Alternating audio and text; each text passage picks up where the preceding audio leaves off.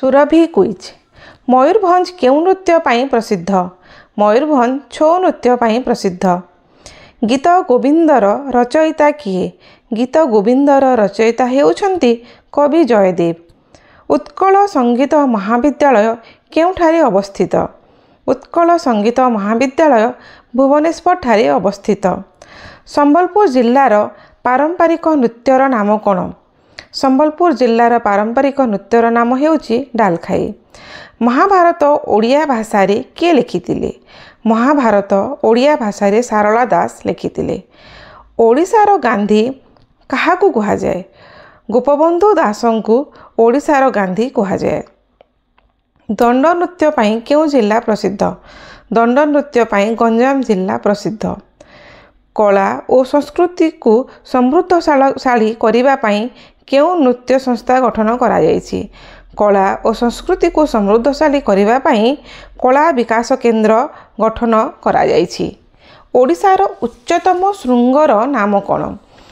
ଦେଓମାଳି ହେଉଛି ଓଡ଼ିଶାର ଉଚ୍ଚତମ ଶୃଙ୍ଗ। ଓଡ଼ିଶାରେ ନଅଙ୍କ ଦୁର୍ଭିକ୍ଷ କେବେ ହୋଇଥିଲା? 1866 ମସିହାରେ ଓଡ଼ିଶାରେ ନଅଙ୍କ ଦୁର୍ଭିକ୍ଷ ହୋଇଥିଲା। ଓଡ଼ିଶାର ଜାତୀୟ ପଶୁର ନାମ କ'ଣ? ଓଡ଼ିଶାର ଜାତୀୟ ପଶୁର ନାମ ହେଉଛି ସମ୍ବର। କେଉଁ ଜିଲ୍ଲାକୁ ଓଡ଼ିଶାର ଶସ୍ୟାଗାର କୁହାଯାଏ? ବାଲେଶ୍ୱର ଜିଲ୍ଲାକୁ ଓଡ଼ିଶାର ଶସ୍ୟାଗାର କୁହାଯାଏ। ଭୁବନେଶ୍ୱରର ଲିଙ୍ଗରାଜ ମନ୍ଦିର କେଉଁ ବଂଶ ଦ୍ୱାରା ନିର୍ମାଣ ହୋଇଥିଲା? ସୋମ ବଂଶ ଦ୍ୱାରା ଲିଙ୍ଗରାଜ ମନ୍ଦିର ନିର୍ମାଣ ହୋଇଥିଲା। ଓଡ଼ିଶାର ପ୍ରଥମ ମୁଖ୍ୟମନ୍ତ୍ରୀ କିଏ ଥିଲେ? ଓଡ଼ିଶାର ପ୍ରଥମ ମୁଖ୍ୟମନ୍ତ୍ରୀ ଥିଲେ ହରେକୃଷ୍ଣ ମହତାବ। ବନ୍ଦେ ଉତ୍କଳ ଜନନୀ ଏହି ଗୀତର ଲେଖକ କିଏ? ବନ୍ଦେ ଉତ୍କଳ ଜନନୀ ଗୀତର ଲେଖକ ହେଉଛନ୍ତି ଲକ୍ଷ୍ମୀକାନ୍ତ ମହାପାତ୍ର। ଓଡ଼ିଶାର ରାଜଧାନୀ କଟକରୁ ଭୁବନେଶ୍ୱର କେବେ ହୋଇଥିଲା? 1948 ମସିହାରେ ଓଡ଼ିଶାର ରାଜଧାନୀ କଟକରୁ ଭୁବନେଶ୍ୱର ହୋଇଥିଲା। ଓଡ଼ିଶାର କେଉଁ ଜିଲ୍ଲାର ଜନସଂଖ୍ୟା ସବୁଠାରୁ କମ୍? ଦେଓଗଡ଼ ଜିଲ୍ଲାର ଜନସଂଖ୍ୟା ସବୁଠାରୁ କମ୍। ଓଡ଼ିଶାର ଜାତୀୟ ଫୁଲର ନାମ କ'ଣ? ଓଡ଼ିଶାର ଜାତୀୟ ଫୁଲର ନାମ ହେଉଛି ଅଶୋକ। ପଞ୍ଚାୟତୀ ରାଜ ଦିବସ କେଉଁ ଦିନ ପାଳନ କରାଯାଏ? ମାର୍ଚ୍ଚ 5 ତାରିଖ ଦିନ ପଞ୍ଚାୟତୀ ରାଜ ଦିବସ ପାଳନ କରାଯାଏ।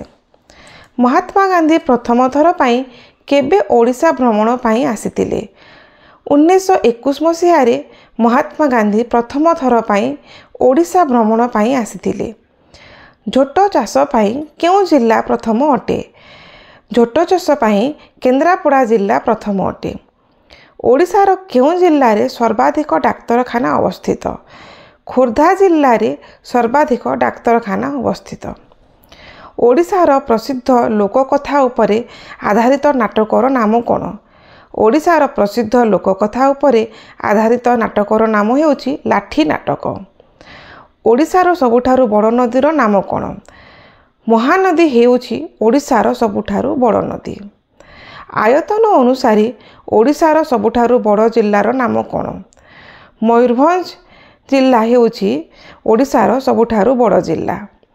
ଜନସଂଖ୍ୟା ଓଡ଼ିଶାର ସବୁଠାରୁ ବଡ଼ ଜିଲ୍ଲାର ନାମ କ'ଣ?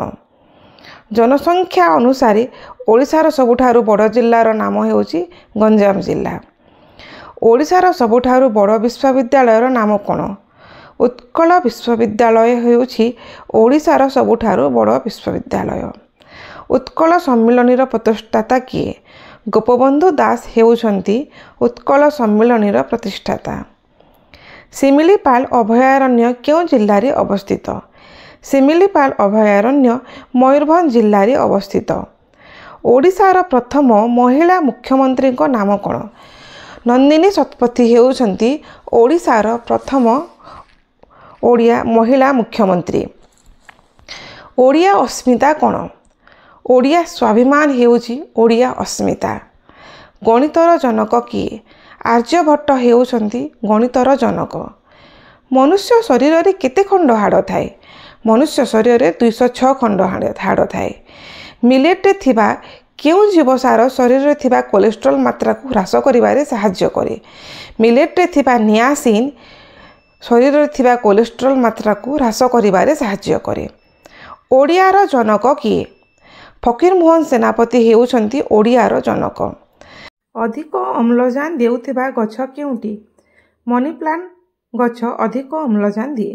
ମନୁଷ୍ୟ ଶରୀରର ରକ୍ତଚାପ କେତେ? ମନୁଷ୍ୟ ଶରୀରର ରକ୍ତଚାପ 120/80। ଜ୍ୟାମିତିର ଜନକ କିଏ? ପିଥାଗୋରସ୍ ହେଉଛନ୍ତି ଜ୍ୟାମିତିର ଜନକ। ସାଧାରଣ ମଣିଷ ଶରୀରରେ ଥିବା ରକ୍ତର ପରିମାଣ କେତେ? ସାଧାରଣ ମଣିଷ ଶରୀରରେ 5ରୁ 6 ଲିଟର ରକ୍ତ ଥାଏ। କେଉଁ ଗଛରୁ ରକ୍ତ ବାହାରେ? ବ୍ଲଡୁଡ୍ ଗଛରୁ ରକ୍ତ ବାହାରେ। ରକ୍ତର ତରଳ ଅଂଶକୁ କ'ଣ କୁହାଯାଏ? ରକ୍ତର ତରଳ ଅଂଶକୁ ପ୍ଲାଜମା କୁହାଯାଏ। ଆୟୋଡିନ୍ ଅଭାବରେ କେଉଁ ରୋଗ ହୁଏ?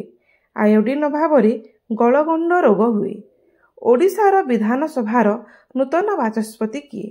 ଶ୍ରୀମତୀ ସୁରମା ପାଢ଼ୀ ହେଉଛନ୍ତି ଓଡ଼ିଶାର ବିଧାନସଭାର ନୂତନ ବାଚସ୍ପତି। ଶ୍ରୀ ଜଗନ୍ନାଥ ମନ୍ଦିର କିଏ ନିର୍ମାଣ କରିଥିଲେ? ଚୋଡ଼ଗଙ୍ଗ ଦେବ ଜଗନ୍ନାଥ ମନ୍ଦିର ନିର୍ମାଣ କରିଥିଲେ। ପଞ୍ଚାୟତ ସମିତିର ମୁଖ୍ୟ କିଏ? ଚେୟାରମ୍ୟାନ୍ ହେଉଛନ୍ତି ପଞ୍ଚାୟତ ସମିତିର ମୁଖ୍ୟ। ଓଡ଼ିଶାର ବିଧାନସଭାରେ କିଏ ଅଧ୍ୟକ୍ଷତା କରନ୍ତି? ଓଡ଼ିଶାର ବିଧାନସଭାରେ ବାଚସ୍ପତି ଅଧ୍ୟକ୍ଷତା କରିଥାନ୍ତି। ମହାତ୍ମା ଗାନ୍ଧୀ ପ୍ରଥମ ଥର ପାଇଁ ଓଡ଼ିଶାକୁ କେବେ ଆସିଥିଲେ? ମହାତ୍ମା ଗାନ୍ଧୀ ପ୍ରଥମ ଥର ପାଇଁ ଓଡ଼ିଶାକୁ 1921 ମସିହାରେ ଆସିଥିଲେ। ଓଡ଼ିଶାର ଭାତହାଣ୍ଡି କାହାକୁ କୁହାଯାଏ? ବରଗଡ଼ ଜିଲ୍ଲାକୁ ଓଡ଼ିଶାର ଭାତହାଣ୍ଡି କୁହାଯାଏ। କେଉଁ ଖାଦ୍ୟରେ ସମସ୍ତ ପ୍ରକାର ଭିଟାମିନ୍ ଥାଏ? କ୍ଷୀରରେ ସମସ୍ତ ପ୍ରକାର ଭିଟାମିନ୍ ଥାଏ। ଥର୍ମୋମିଟରରେ କେଉଁ ଗ୍ୟାସ୍ ବ୍ୟବହାର କରାଯାଏ? ଥର୍ମୋମିଟରରେ ହିଲିୟମ୍ ଗ୍ୟାସ୍ ବ୍ୟବହାର କରାଯାଏ।